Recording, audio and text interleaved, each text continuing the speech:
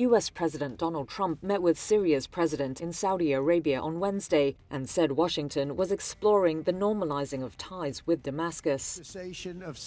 It comes after a surprise announcement the day before that the United States would lift all sanctions on the Islamist-led government.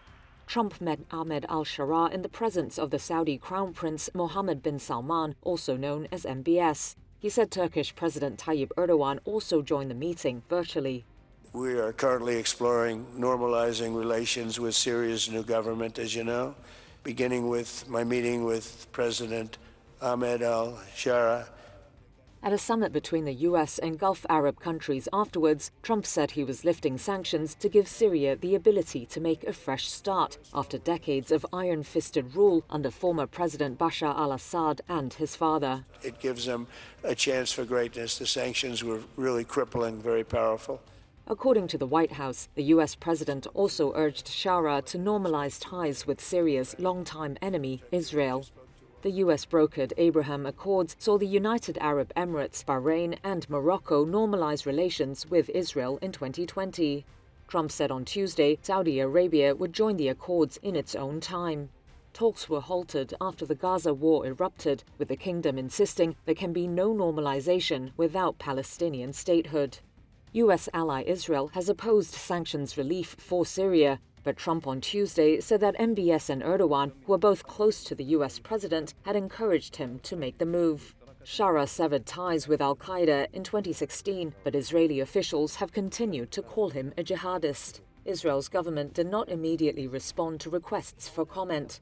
The decision is a major boost for Sharaa, who has been struggling to bring the country under control after toppling Assad in December.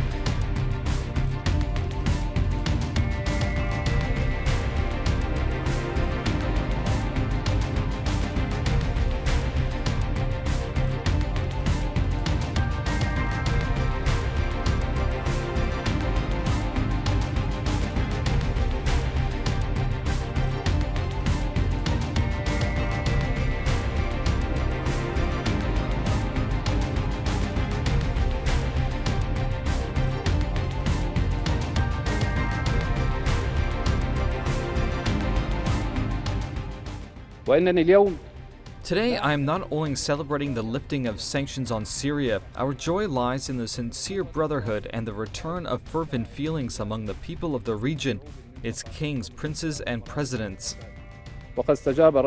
President Trump thankfully responded to this love.